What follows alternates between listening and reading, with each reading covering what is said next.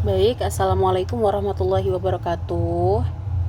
Bagaimana kabarnya hari ini semuanya? Baik, insya Allah ya. Di sini Ibu akan menjelaskan terkait kadar zat. Karena memang untuk materi sekarang kita itu sudah masuk ke materi paling terakhir di dalam bab stoikiometri, yakni mengenai kadar zat.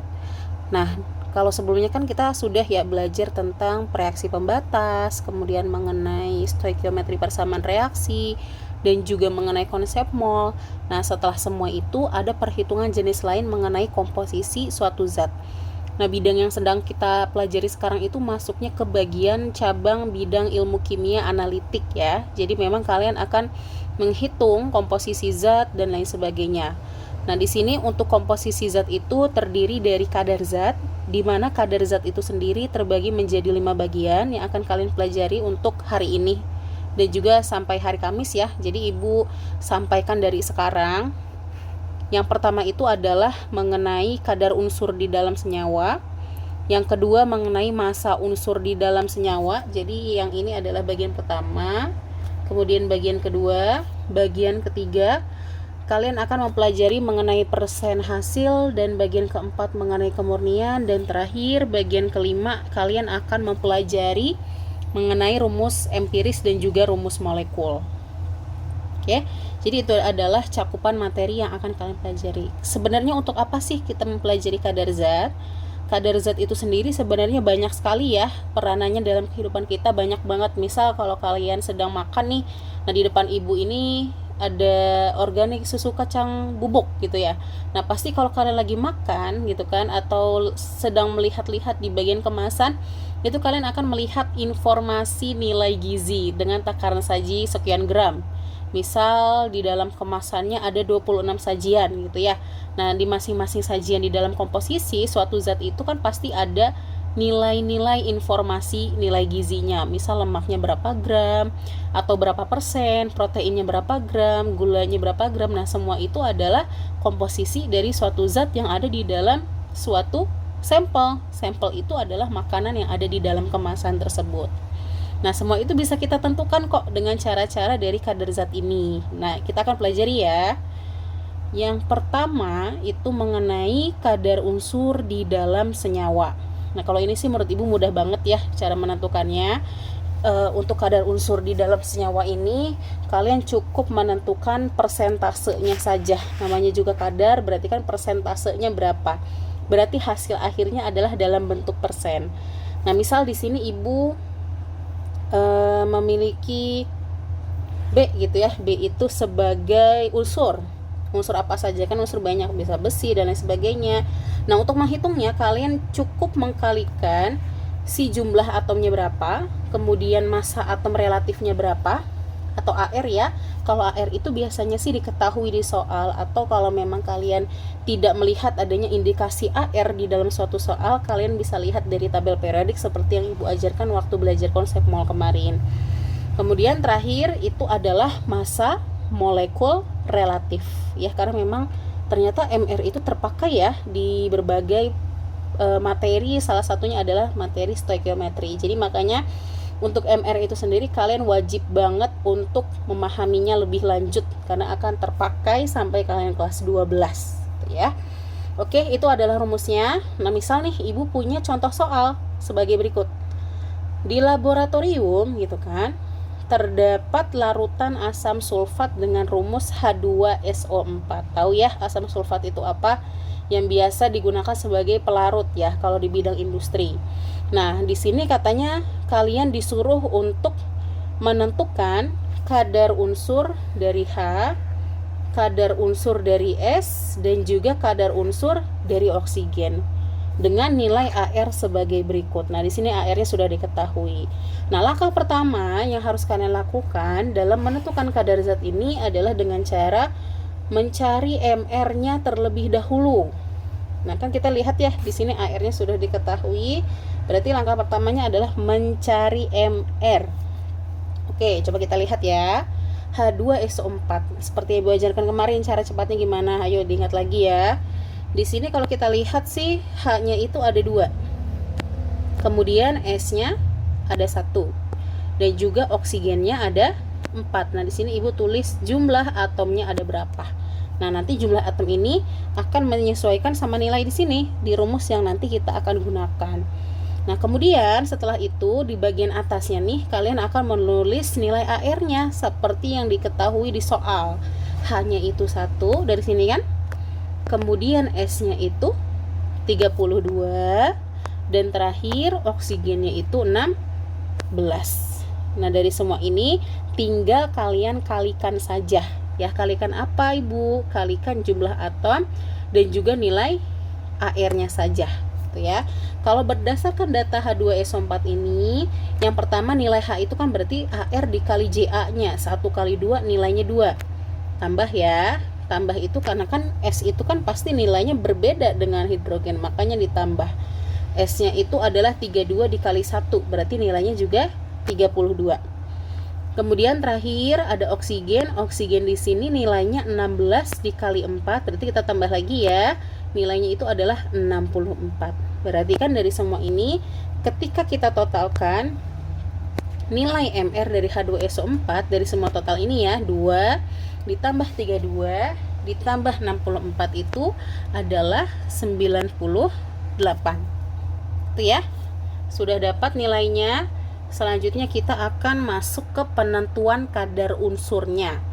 Nah, kalau kita lihat di sini Ibu sudah menulis nih ada beberapa rumusnya ya, seperti yang sudah Ibu jelaskan sebelumnya, bahwa untuk menentukan kadar unsur dari B berarti kan persentase B sama dengan JA dikali ARB dibagi MR dikali 100%.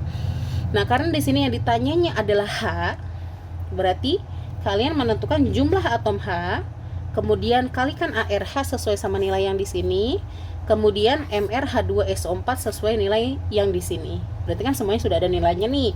Tinggal kalian substitusikan nilainya berapa.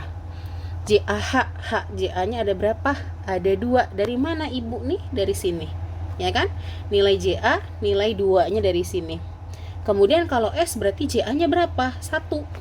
Karena S-nya di dalam rumusnya hanya ada 1. Kemudian oksigen JA-nya adalah 4. Berarti nanti kalian ketika menulis di bagian JA untuk oksigen nilainya adalah 4. Nah, di sini ARH itu adalah 1. Kemudian dibagi dengan MrH2SO4 yakni nilainya adalah 98 dikali 100%. Nah, udah selesai belum? Belum ya, dihitung sama kalian. Berarti kalau dari sini kan 2 dikali 1 itu adalah 2. 2 dibagi 98 adalah 0,02. Nah, setelah itu kalian kalikan dengan angka 100, kalian akan mendapatkan nilai sebanyak 2,04%. Kalau dari Ibu sih, Ibu sarankan ambil 2 angka di belakang komanya agar menentukan secara signifikan kira-kira dia itu nilainya berapa persen. Nah, kemudian di sini untuk yang S itu kalian juga sama ya rumusnya, perbedaannya adalah berdasarkan data S-nya saja.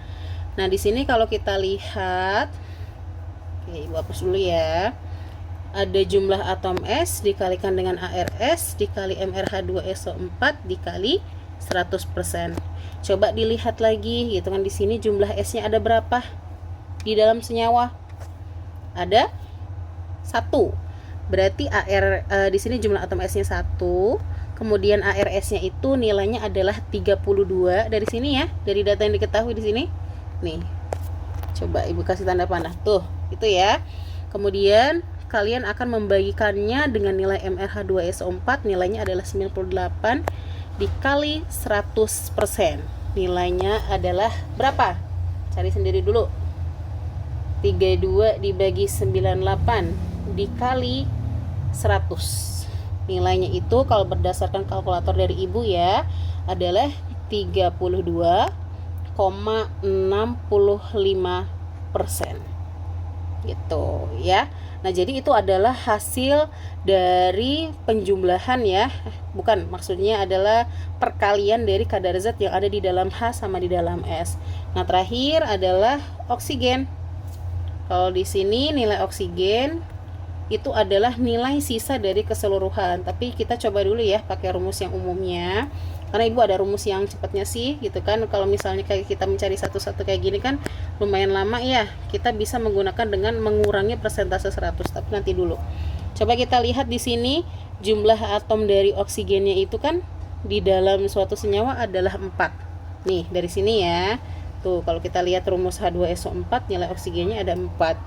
4 dikali AR oksigen 16, kemudian dibagi dengan 98 dikali 100%. Berarti kan 16 dikali 4 dibagi 98. Nilainya itu adalah berapa? Dari dulu. Kalau dari ibu nilainya itu adalah 65,30%. Kalau ini berdasarkan data dari kalkulator. Tapi tahu nggak sih ternyata untuk mencari persentase oksigen itu kita bisa menggunakan dengan cara mentotalkan secara keseluruhan. Karena kan kita tahu bahwa di dalam persentase itu kan nilai jumlah totalnya itu adalah 100%. Nah berarti untuk mencari oksigen itu bisa kita cari dengan cara 100% dikurangi sama jumlah total dari persentase H dan juga persentase S. Berarti dikurangi 2,04% gitu kan, ditambah dengan 32,65%. Kalau berdasarkan hasil ini coba kita lihat apakah mendekati ya atau sama. 100 dikurangi 2,04 ditambah 32,65 itu kan 34. Berarti kan di sini 100% dikurangi 34,69%. Nah di sini hasilnya itu adalah 65,31%. Nah kalau kita lihat cukup mirip ya, nggak apa-apa kalau misalnya di sini selisihnya di sini 30, di sini 31, itu masih menyamai. Berarti kan bisa terbukti ya menggunakan kedua cara ini itu hasilnya akan sama. Kalian bisa mengurangi dengan cara dari 100% seperti ini atau juga menggunakan cara yang manual ya, menggunakan rumus yang sebelumnya. Sudah selesai. Jadi itu adalah cara menentukan kadar zat dari H2SO4, yakni kadar unsur H, kadar unsur S dan juga oksigennya. Oke, bisa dipahami sampai di sini? Nanti jangan lupa dicatat di buku masing-masing ya, atau mungkin nanti ibu akan share PDF-nya untuk linknya. Oke, selanjutnya ya, kalian bisa jeda dulu nih habis belajar ini sambil dipahami dulu masing-masing gitu ya. Terus kalian jeda misal 2 menit atau 3 menit, kemudian kita masuk ke massa unsur di dalam senyawa. Nah, massa unsur di dalam senyawa tuh ya. Jadi kalau kita lihat itu di komposisi suatu zat pasti ada massa. Proteinnya 25 gram. No, hayo siapa yang sering makan yang bergula-gula gitu ya, atau minum teh pucuk misal gitu kan, maaf ibu menyebutkan merek ya, atau mungkin minum teh dan lain sebagainya, itu kan pasti dia akan mengandung gula yang sangat tinggi gitu ya, atau minum-minuman kemasan yang memang tidak terkontrol jumlahnya. Nah semua itu kan massa itu dihitung berdasarkan jumlah massa di dalam suatu cuplikannya. Nah di sini kita bisa menentukan nih massa unsur di dalam senyawa.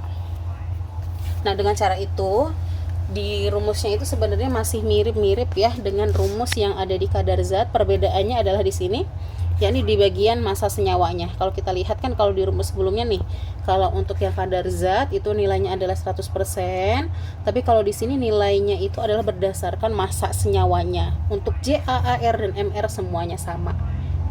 Ya, jadi sebenarnya kalian dari rumus H2SO4 tadi juga kalian bisa tuh menentukan massanya berapa ya, massa unsur yang ditanyakannya berapa. Oke. Kita ke contoh soal langsung ya. Nah, di sini katanya sebanyak 640 gram sulfur trioksida mengandung beberapa unsur. Ya, kalau kalian lihat dari rumusnya ada 2 ya. Ada unsur sulfur, ada unsur oksigen, di mana nilai unsur sulfurnya itu adalah 1 dan juga nilai oksigennya itu adalah 3. Berdasarkan itu nilai AR-nya diketahui 3216. Berapa massa unsur sulfur dan juga oksigen di dalam senyawa tersebut. Nah, seperti tadi ya, kita di sini bisa menentukan MR-nya terlebih dahulu. Kalau berdasarkan jumlah atomnya, S-nya 1, oksigennya 3.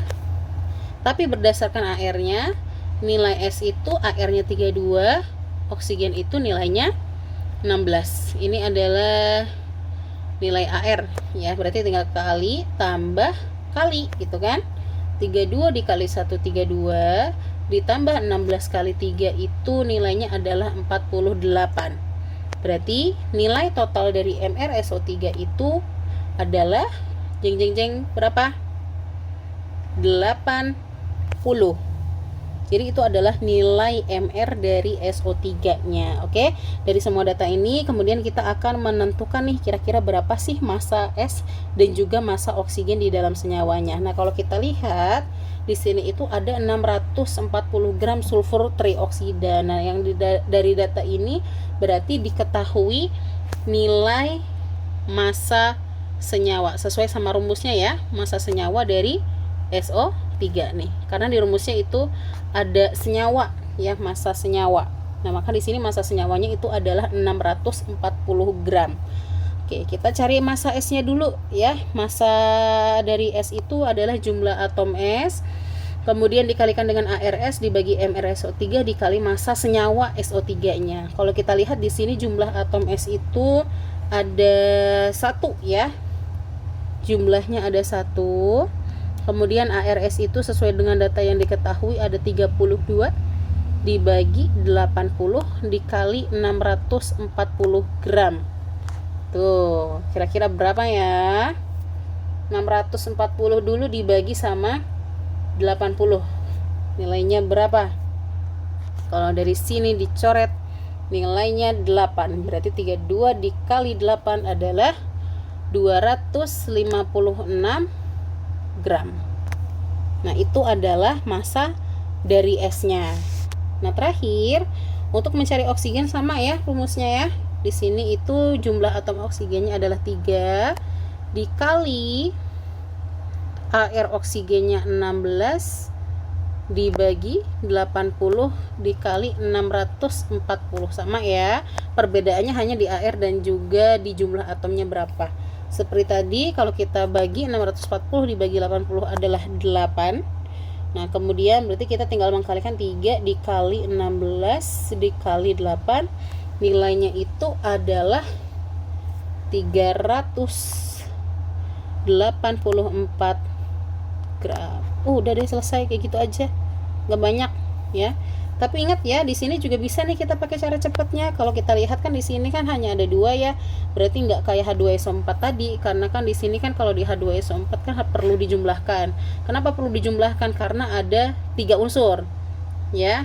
Jadi, untuk mencari satu unsurnya kita menambahkan 2 unsur lainnya. Tapi kalau di sini kan karena ada 1, kita bisa nih langsung dapat nilainya berapa dengan cara untuk mencari massa O. Kalau biar cepet ya, itu sama dengan massa totalnya, massa total senyawanya dikurangi dengan massa dari S. Kalau kita lihat massa total senyawanya seperti tadi, nilainya adalah 640 gram dikurangi sama massa S-nya itu 256 gram. Nah, nilainya sama 384 gram.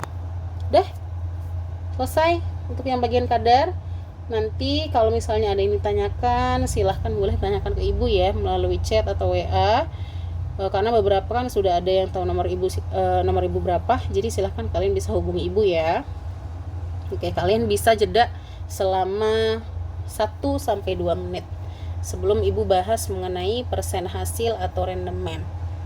Jadi kalian bisa jeda videonya ya.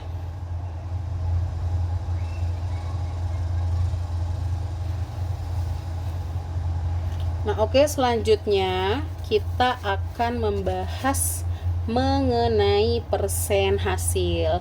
Jadi ibu tuh sebenarnya kalau untuk materi ada beberapa yang dari ibu sendiri, ada beberapa yang dari buku paket. Jadi kalau yang ada buku paket kalian bisa lihat ya di halaman 60-an kalau tidak salah, ibu lupa halaman spesifiknya berapa. Tapi oke, kita lanjut ya. Untuk yang persen hasil atau rendemen biasanya ya, itu adalah untuk menentukan apakah data yang kita dapatkan itu sesuai sama yang kita harapkan. Misal nih, di sini ada Dek, ada berapa kue pancongnya? Katanya tadi aku hitung ada 96 Kak. Padahal kalau menurut resepnya kita bisa dapat 100 buah. Jadi si Neng ini gitu ya, dia itu pengen bikin pancong berdasarkan data harusnya dari terigu sama dari kelapa yang aku gabungkan untuk membuat pancong harusnya sih dapat 100 ya. Tapi ternyata setelah dibuat dapatnya hanya 96.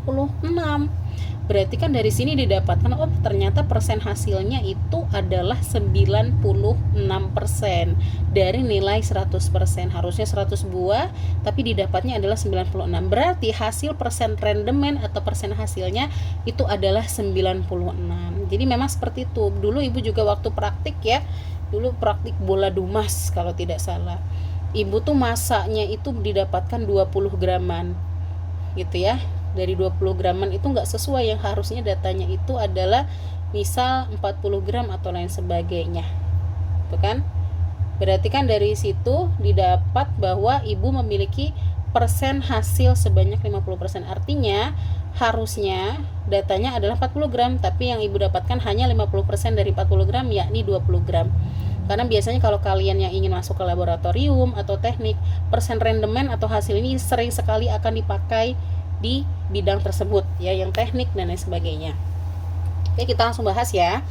Nah, di sini untuk rumus dari persen rendemen atau persen hasil itu adalah hasilnya berapa. Oke. Hasilnya berapa, kemudian akan sama dengan hasil aktualnya berapa, dan juga hasil teoritisnya berapa dikalikan dengan 100%. Nah, di sini hasil aktual sama hasil teoritis itu biasanya nanti kalian cari ya. Kalau aktual itu yang didapatnya berapa?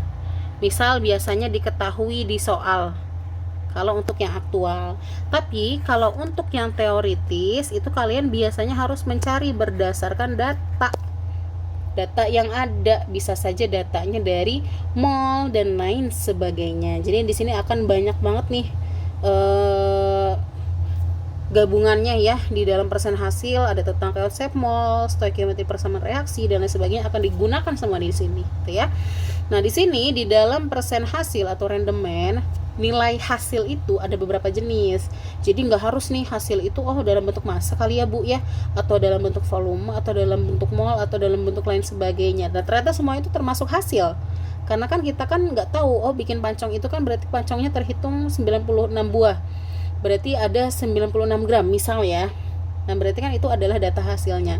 Nah, data hasil bisa dalam bentuk massa, dalam bentuk gram, volume dalam bentuk liter, kemudian ada mol dan juga jumlah partikel yang dia itu jumlah partikel itu nilainya 10 pangkat 23 ya. Jadi bisa dalam bentuk apa saja. Makanya dari sini di dalam persen hasil itu kalian harus memahami secara lebih lanjut mengenai konsep dasar dari konsep mol. Oke, kalian bisa nih sambil screenshot atau lain sebagainya, atau nanti sambil lihat YouTube video ibu ya untuk mencatat mengenai rumus dan lain sebagainya. Nah, di sini ibu ada contoh soal nih mengenai persen rendemen. Tadi kan kalau berdasarkan datanya kita itu bisa mencari dengan cara sebagai berikut ya. Tadi ya ibu tulis lagi, persen hasil atau persen H sama dengan hasil aktual dibagikan dengan hasil teoritis dikali 100%. Ini rumus ya. Nanti jangan tertukar kalau ini tuh ada yang menganggap ini soal atau lain sebagainya. Oke. Nah, di sini kalau kita lihat ada persamaan ya. Ada persamaan dan lain sebagainya nih. Di sini ada persamaan, ada data yang diketahui berarti ya, ada MR. Kemudian ada massa senyawanya 100 gram. Kemudian ada dihasilkan katanya, ternyata dihasilkan gas CO sebanyak 19,04 liter. Berarti kalau ada kata ternyata gitu kan atau lain sebagainya, itu adalah data aktual ya pada keadaan STP. Tahu ya, STP itu kalau V gasnya, V STP itu adalah 22,4. Nah, kemudian di sini juga ada data AR ya. Kalau AR sudah pasti diketahui. Berarti dari sini data yang diketahui yang tadi itu, yang pertama itu adalah massa ya. Massa dari CaCO3 itu adalah 100 gram. Kemudian nilai MR dari CaCO3 itu adalah 100 juga ya. Jadi nilainya 100 sudah dipastikan nilai molnya berapa. Pasti kalian tahu dari sini, gitu ya. Nah, kemudian data aktual, hasil aktualnya, katanya kan di soalnya ternyata dihasilkan gas CO2 sebanyak sekian. Berarti nilainya itu adalah 19,4 liter dalam keadaan STP. Berarti kan diketahui VSTP-nya, gitu ya. Wajib dihafal ya. Nah, di sini nilai VSTP-nya adalah 22,4 liter per mol. Jadi itu adalah data diketahuinya. Nah, kemudian yang ditanyanya di sini adalah berapa persen hasilnya. Oke?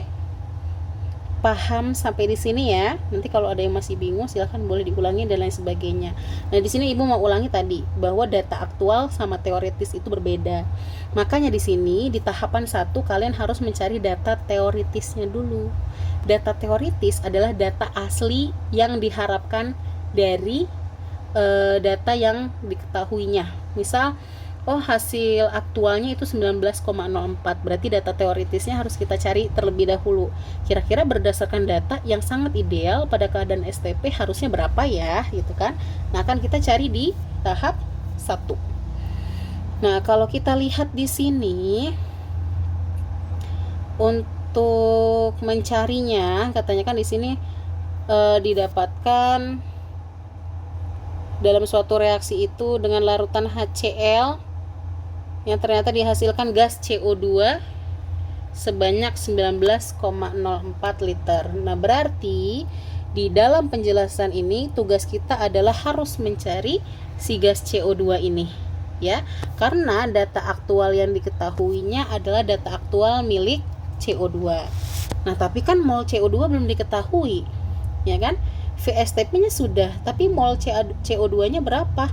Nah, di sini kita masuk ke persamaan stoikiometrinya. Jadi kita masuk ke stoikiometri persamaan reaksi yang Ibu kemarin ya, tentang perbandingan koefisien. Ayo diingat-ingat lagi ya. Nah, di sini berarti langkah pertama adalah mencari si CO2 berdasarkan perbandingan koefisien. Kalau kita lihat kan reaksinya gini ya. CaCO3 ditambah 2HCl. Ini reaksinya sudah setara ya. Tapi kalau belum setara, usahakan disetarakan terlebih dahulu. CaCl2 ditambah H2O ditambah CO2. Nah, kita kan di sini kan tugasnya adalah mencari si CO2-nya ya. Nih CO2 yang ditanyakan. Kalau kita lihat di data, CaCO3 ini sudah ada data molnya. Berdasarkan apa Ibu? Berdasarkan ini nih. Massa CaCO3 sama mR. Kalau kita ingat-ingat ya, untuk mencari mol sama dengan massa dibagi mR. Tahu ya dari mana ya? Masanya itu adalah 100, mR-nya adalah 100, berarti nilai mol dari CaCO3 adalah 1. Oke tuh, coba dilihat CaCO3 1, HCl2, koefisiennya kalau ini 1, kalau H2O 1, dan terakhir CO2 juga 1. Ya kan? Karena koefisien si CO2 sama dengan koefisien CaCO3, maka nilai mol CO2 itu nilainya adalah 1 mol. Sama pasti, karena kan koefisiennya sama. Kalau koefisiennya berbeda, ya pasti akan berbeda hasilnya. Atau kalau misalnya kita carikan, ingat ya rumus mol ditanya. Tuh ya, mol ditanya. Di sini yang ditanyanya CO2 sama dengan koefisien ditanya. Koefisien ditanyanya adalah koefisien CO2 dibagi koefisien diketahui, yakni koefisien CaCO3 dikali mol diketahuinya adalah mol dari CaCO3. Tuh, koefisien CO2 1, koefisien CaCO3 1 dikali mol CaCO3-nya 1 juga. Ya udah 1 dibagi 1 kali 1, nilainya adalah 1 mol gitu ya. Kalau misalnya kalian masih bingung kira-kira kok bisa 1 mol Ibu atau lain sebagainya. Oke. Nah, kita kan sudah dapat nih nilai CO2-nya, nilainya adalah 1 mol.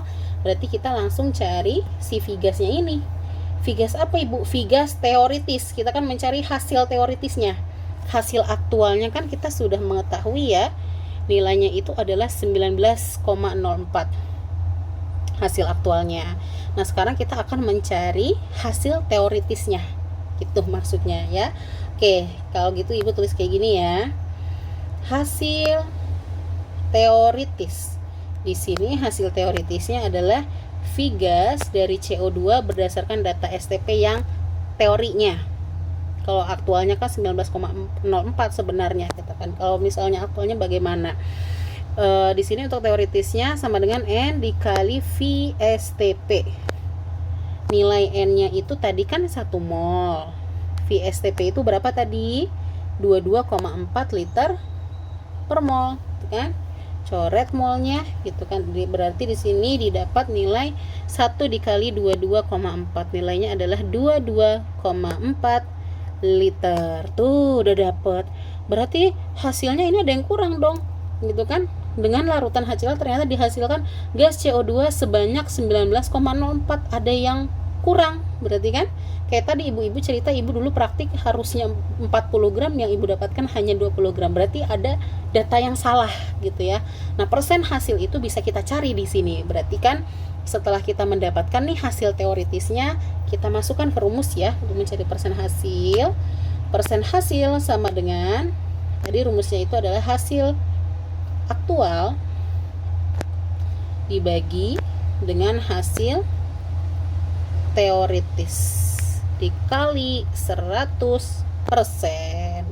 Nah, di sini kalau berdasarkan hasil aktualnya itu adalah tadi di soalnya itu adalah 19,04 liter.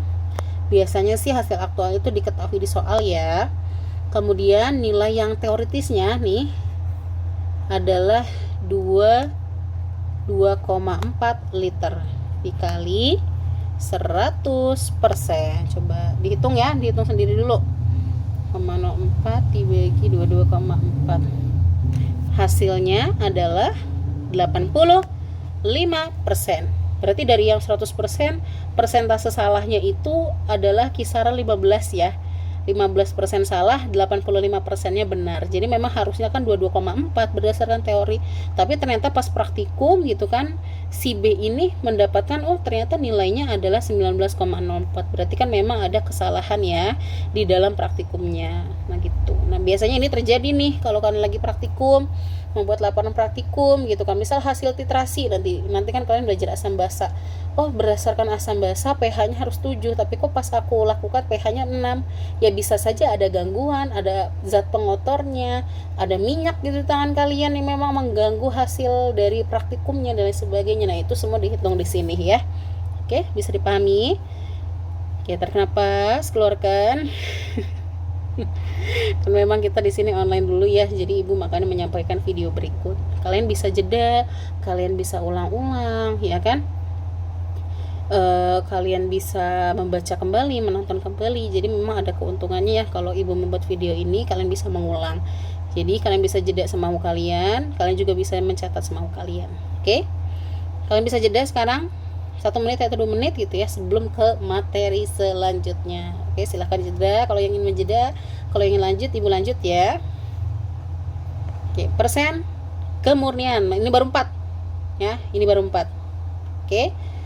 Nah di sini selanjutnya itu adalah persen kemurnian. Nanti terakhir itu kalian belajar rumus empiris dan rumus molekul. Nah di dalam rumus empiris dan rumus molekul itu juga lumayan banyak ya, karena di LKPD juga ibu juga membuat soal itu ada 2 ya, tuh yang rumus empiris. Nah semuanya perhatikan, di sini ada persen kemurnian. Persen kemurnian ini sering digunakan untuk menentukan kemurnian zat di dalam suatu senyawa atau cuplikan. Nah misal di sini persen kemurnian itu menyatakan zat pengotor yang terdapat di dalam zat. Kalau tadi kan persen hasil ya, persen hasilnya 85%. Berarti zat pengotornya adalah 15% gitu kan? Kan bisa saja seperti itu. Nah, di sini zat itu dikatakan murni apabila tidak mengandung pengotor sama sekali atau kemurniannya adalah 100%. Pasti ya, zat murni itu 100%. Kemudian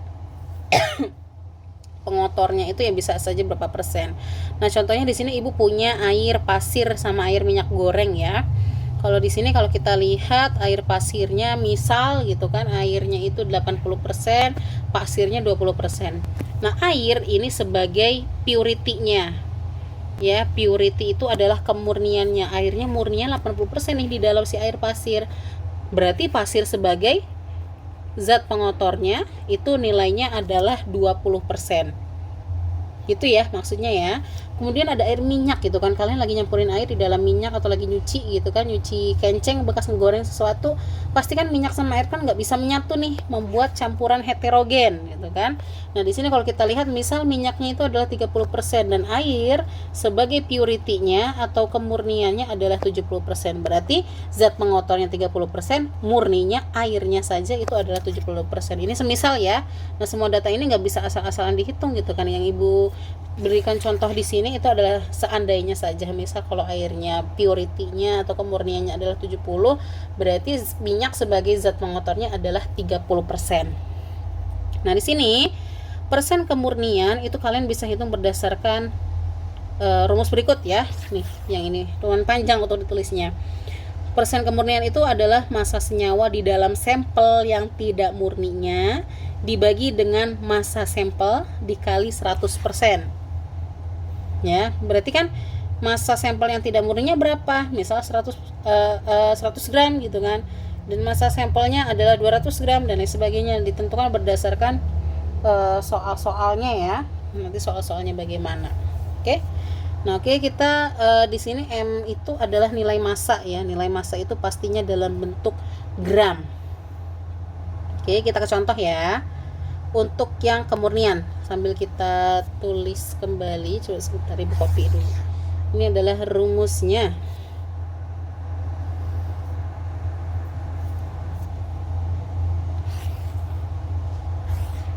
Nah, ibu simpan di sini ya untuk rumusnya ya. Oke, kita coba lihat dari soalnya apa saja yang diketahui. Yang pertama diketahui sampel kotornya ya, sampel yang tidak murninya dari suatu tembaga dari suatu tembaga itu adalah 6,4 gram yang dipanaskan dalam burner. Burner itu pembakar ya. Kalau kalian lihat pabrik-pabrik di Cilegon itu yang ada apinya keluar dulu itu di lote ya, itu adalah burner. Nah, di sini bereaksi dengan oksigen menghasilkan tembaga 2 oksida. Tuh, jangan lupain ya. Jangan lupain tata namanya. Di sini diketahui reaksinya adalah sebagai berikut ya. 2Cu plus O2 menghasilkan CuO. Jika akhir reaksi diperoleh nilainya adalah 6,8 gram tembaga oksida ya. Tembaga oksidanya diketahui. Oke, kita tulis dulu ya.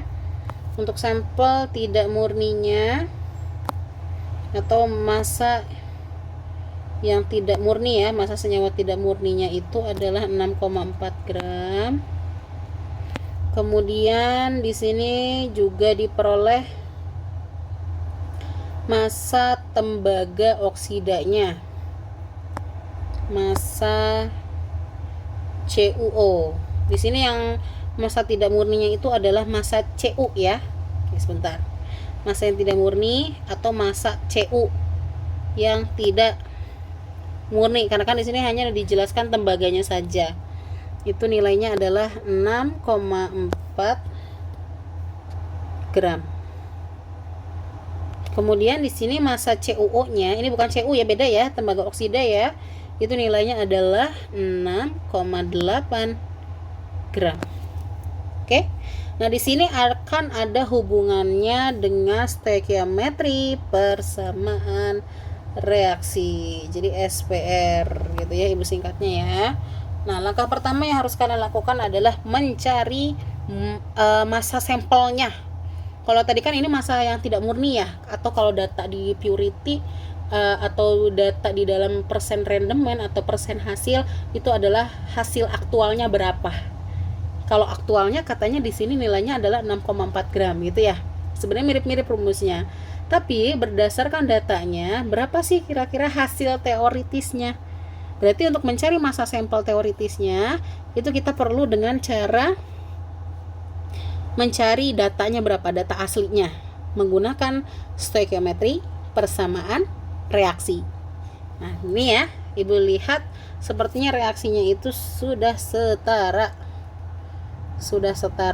gitu kan. Berarti kita tinggal mencari data yang lainnya. Oke. Nah, karena sudah setara kita nggak usah repot-repot ya untuk mencari massa teoritis. Pastinya untuk mencari massa zat teoritis dari si Cu ini ya. Oke, sebentar. Ini adalah data Cu-nya harus kita cari nih. Tapi berdasarkan data CuO. Nah, CuO-nya kan tadi kan nilainya adalah 6,8 gram. gitu ya. Oke, sebentar. Berarti di sini kita harus mencari data yang diketahuinya terlebih dahulu. Data yang diketahuinya itu adalah, tahu ya cara mencari mol ya. Untuk mencari massa CU, untuk mencari mol CU kan berarti kita harus tahu nilai dari si CuO ini. Itu kan menggunakan data mol ditanya. Oke, coba kita lihat massa CuO-nya itu adalah 6,8 gram. Kemudian dibagi MrCuO. Nah, kan di sini MR-nya belum diketahui ya. Berarti kan kalian cari dulu nih si MR-nya. Nilai MrCuO itu adalah nilai CuO ya, CU-nya 1, O-nya 1, O itu 16, CuO itu 62,5 kali tambah kali. Kira-kira berapa tuh? Berarti kan 62,5 dikali 1 adalah 62,5, 16 kali 1 adalah 16. Nilainya adalah berapa? 78,5. Berarti 78,5 gitu ya. Berapa nih? Ini satuannya gram per mol. Berarti berapa nilainya? Coba sendiri dulu. Dibagi 78,5.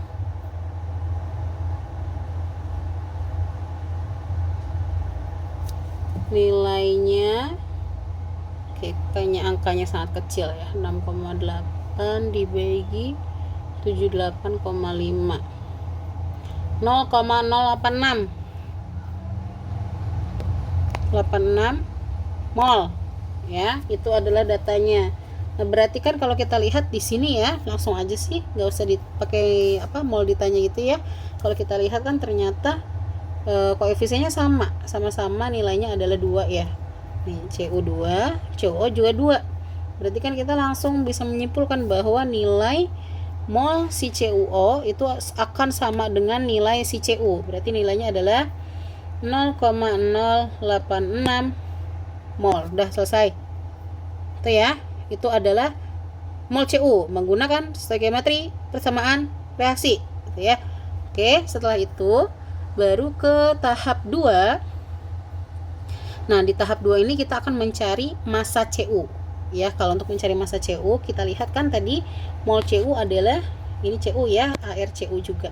Mol Cu adalah 0,086 mol dikali ArCu-nya adalah 62,5 gram per mol. Oke, nggak muat. Oke, hapus aja deh.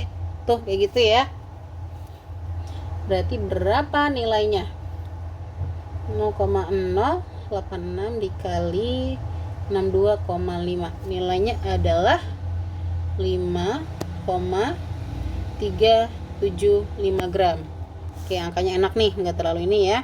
Nah, itu kan adalah massa Cu ya. Massa Cu ini akan sama dengan massa sampel, tapi sampel yang tidak kotor ya.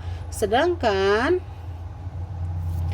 massa Cu yang sebelumnya, yang di atas ini adalah massa senyawa sampel yang tidak murninya ya. Yang di atas ini massa Cu yang tidak murni. Tadi kan sudah dapat ya, massa Cu yang tidak murninya itu adalah 6,4 gram. Berarti di sini ditulis 6,4 gram. Kemudian di bawahnya ditulis massa sampelnya itu adalah 5,375. Lebih besar ya nilainya ya. Berarti 100 sekian persen ini. 6,4 dibagi 5,375 dikali 100. 119%. Udah tuh ya. Jadi bisa saja nilainya lebih dari 100% karena dulu ibu waktu praktikum bola Dumas itu ibu persen kemurniannya itu sampai 400%. Itu bisa saja terjadi. Ya, berarti itu saja untuk yang kemurnian. Tapi untuk yang kemurnian ini tidak ada contoh soalnya ya, karena di buku paketnya juga tidak ada. Jadi ini tidak wajib untuk dipelajari sebenarnya, tapi kalian juga perlu tahu ya bahwa ada yang namanya persen kemurnian gitu ya. Oke, kalian setelah ini, nah kalau yang mau screenshot silahkan di screenshot ya. Setelah ini kita akan membahas mengenai yang terakhir, itu adalah rumus empiris dan molekul. Yang ingin berjeda silakan jeda dulu ya, 1 menit 2 menit sebelum ke pembahasan yang paling akhir mengenai rumus empiris. Nah ini ya, yang mau langsung silahkan gitu. Oke, kita akan membahas mengenai rumus empiris. Nah, di rumus empiris ini ada beberapa materi ya yang perlu kalian kuasai. Materi matematikanya itu mengenai rasio dan juga perbandingan, dan juga rumus empiris itu akan berhubungan dengan hukum kekekalan massa dan juga perbandingan tetap ya, atau hukum Dalton sama Lavoisier. Terus silakan sambil diingat-ingat kembali ya materinya ya yang kelas 10. Oke, kita bahas untuk rumus empiris itu adalah rumus singkatannya saja. Ya, jadi setiap rumus itu ada singkatan. Kalau rumus molekul adalah rumus asli molekulnya. Misal nih, coba kalian lihat dari data berikut. Tuh, ya. Ini adalah tabelnya. Apa sih bedanya gitu kan? Kalau kita tahu ya, oh ternyata hidrogen peroksida itu adalah H2O2. Oke, selesai. Tapi berdasarkan apa yang kita amati, ternyata H2O2 itu belum dalam bentuk yang sangat singkatnya gitu kan. Makanya bisa kita singkat kalau nilainya genap biasanya. Kalau nilainya genap dan bisa kita sederhanakan lagi, itu bisa kita bagi lagi, itu kan rasio gitu ya. Kalau aslinya kan H2O2, kalau kita bagikan berarti 2:2 itu adalah 1:1. Berarti nilai rumus empirisnya adalah HO, H-nya 1, O-nya 1 gitu ya. Jadi tinggal dibagi 2 aja, selesai sudah kayak gitu. Ya. Kemudian yang butana itu rumus molekulnya C4H10 ya. Berarti 4:10, sama-sama dibagi 2 jadinya 2:5 gitu kan. Makanya di sini rumus empirisnya C2H5. Kemudian yang C10H8 itu sama-sama bisa dibagi 2 juga ya, berarti 5:4. Sebentar, 10 sama 8. Kok di sini C2H5? Ini salah ya. Harusnya jangan C2H5 kan. Oke, sebentar. Ibu benarkan ya. C10H8 itu kalau kita bagi 2 jadinya itu C5, H-nya 4. Itu kan udah nggak bisa dibagi lagi ya, sudah dalam bentuk sederhana. Jadi harusnya di sini adalah C5H4 karena sama-sama bisa dibagi 2. Udah selesai, itu saja. Kemudian terakhir di sini ada C2H4O2 itu 2:4:2 atau 1:2:1 ya. Makanya di sini nilainya adalah CH2O. Jadi gitu ya. Biasanya kalian bisa bagi 2, sama-sama bagi 3, sama-sama bagi 4, ada saja gitu, dan mereka semua itu kan bisa disederhanakan. Nah, bentuk sederhananya disebut sebagai rumus empiris. Ini berlaku ya, nanti kalian akan mempelajari secara lebih detail di hidrokarbon, di lain sebagainya, dan rumus empiris ini akan selalu terpakai juga. Nah, kan ini juga membahas tentang persingkatannya, bagaimana singkatan dari rumus, karena rumus itu ternyata bisa disingkat gitu ya, dan juga sebagai basis ikatan kimia dan juga basis dari kadar zatnya. Nah, di sini nanti rumus empiris sama molekul akan banyak keluar di ulangan nanti ya. Oke, kita lanjut. Di sini untuk menentukan rumus empiris, kalau tadi kan adalah cara singkatnya ya. Kalau di sini kan kasusnya si rumus molekulnya sudah diketahui. Tapi bagaimana kalau kita disuruh untuk mencari rumus empiris dan molekulnya dari data di soal?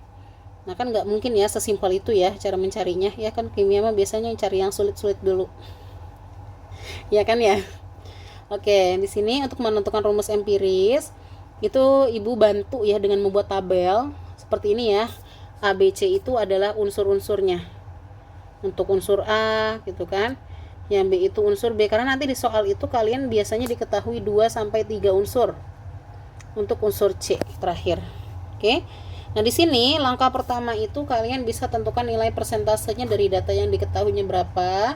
Kemudian masanya berapa, dari persentase nanti dicarinya molnya berapa. Molnya pasti pakai merumus ini ya. Massa dibagi AR, karena kan kita unsur perbandingannya. Dan terakhir mencari perbandingan molnya berapa. Nah, kemudian untuk menentukan RM itu rumus molekul ya. Rumus molekul itu adalah dengan menentukan indeksnya. Kalau indeksnya 2 berarti rumus molekulnya itu adalah 2 kali lipatnya. Misalkan di sini HO. Ya kan, HO kalau dikalikan indeksnya 2 jadi H2O2 gitu kan. Karena kan itu adalah nilai dasar dari rumus molekulnya. Kalau di sini kan kalau C2H5 dikalikan indeksnya 2, jadinya adalah C4H10. Sama kan? Sama yang di sini ya. Jadi seperti itu maksudnya. Kenapa sih harus mencari indeks? Di sini N-nya bukan mol ya, tapi indeks. Ya, karena kan kita akan mencari dari rumus empiris, rumus yang paling singkatnya ke rumus yang aslinya apa. Tuh. Oke, ini perhatikan, wajib ya, karena memang bagian di sini agak kompleks. Untuk cara-caranya juga agak kompleks. Nah, di sini Ibu ada contoh yang sudah Ibu singkat dengan tempo sesingkat-singkatnya. Oke, kalau kita lihat di sini, coba kita lihat ya. Soalnya senyawa karbon mengandung 40% massa C, 6% massa H, dan juga 54% massa O. Jadi kalau dalam bentuk persen itu biasanya sudah dalam bentuk gram ya. Kalau kita totalkan pasti nilainya itu akan sama dengan 100%. 40% tambah 6% tambah 54% selalu 100%. Mau bagaimanapun keadaannya. Nah, di sini jika MR senyawa tersebut adalah 60,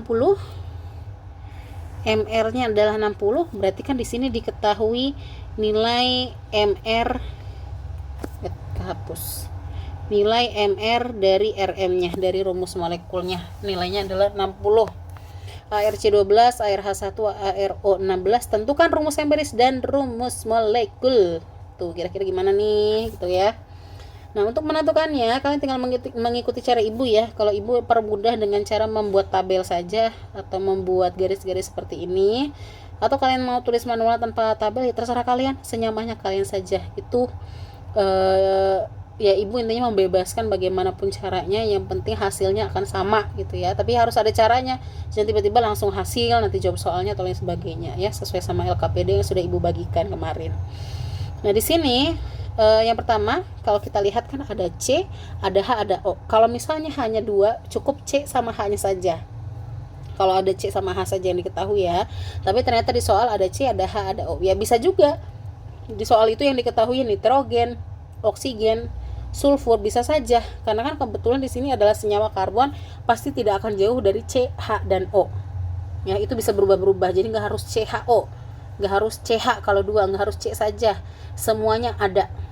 Oke, kita lihat di sini C-nya itu nilainya adalah 40%, H-nya itu adalah 6%, tuh 6, oksigennya itu adalah 54%. Nilai persentase itu sama dengan nilai gram, tidak berbeda ya. Di sini nilai 40% berarti nilai 40 gram, kemudian 6% berarti diketahui nilainya 6 gram, masanya ya, kemudian 54 gram, gitu ya. Nah, ini baru massa. Langkah ketiga kan ini 1, 2, 3 ya, persentase dulu apa, masanya berapa, terakhir perbandingan molnya berapa. Nah, di sini molnya itu adalah massa dibagi AR. Nah, kalian tugasnya adalah mencari molnya dulu ya. Pakai rumus. Ibu tulisnya pakai merah biar nggak ketukar. Ibu nulis apa? Oke, yang pertama C, massanya itu adalah 40 gram dibagi ARC. Coba lihat ARC berapa? 12. Oke, 40 dibagi 12 berapa gitu kan. Kemudian nilai H, masanya 6, ARH-nya 1. Ingat AR-nya dilihat di sini ya, di soal ya. Nih Ibu gariskan lagi, C-nya 12, hanya 1, oksigennya 16. Kemudian di sini 54 dibagi 16. Oke. Belum selesai ya. Yang C 40 bagi 12 berarti molnya berapa? 3,3. Oke, angkanya gak enak banget ya, nggak apa-apa. Yang ini 6, 54 dibagi 16 nilainya 3,375 atau 3,4 ya, karena 37. Nah, dari sini berarti perbandingan molnya adalah 3,36 sama 3,4. Nah, di sini itu bisa disederhanakan ya. Bisa disederhanakan. Dari mana teorinya Ibu? Dari perbandingan matematika. Diingat-ingat kembali, ada yang namanya pembulatan gitu ya. 3,3 ini kalau kita bulatkan jadi 3, ya 6 tetap 6. 3,4 karena komanya di bawah 5 jadi 3 lagi gitu kan. Berarti 3 banding 6 bagi 3 banding 3 gitu ya. Nah, semua ini kan bisa kita sederhanakan dengan sama-sama dibagi 3 Berarti 3 banding 3 1, 6 bagi 3 2, dan 3 bagi 3 adalah 1.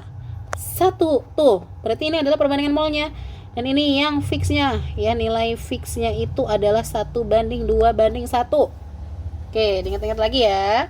Nah, berarti dari sini diketahui RE-nya itu berdasarkan nilai indeks, ya kan? Oh, C-nya 1 katanya ya. Nih, di sini nilai C-nya.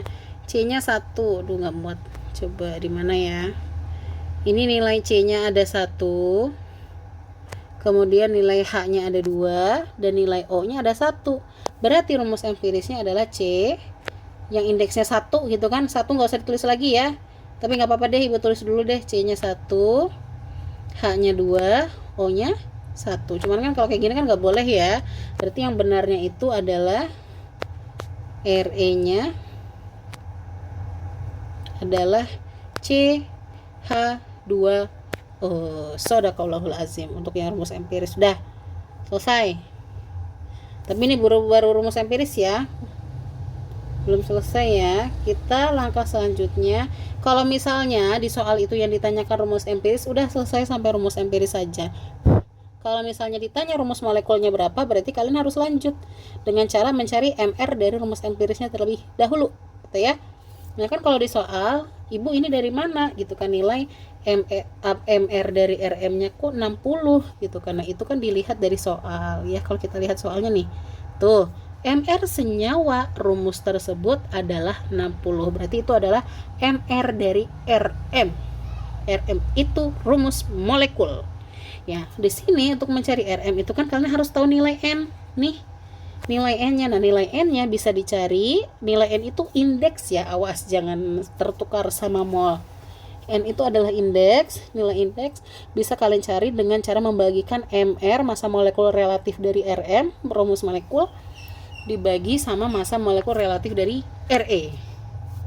Yang ini ya. Oke.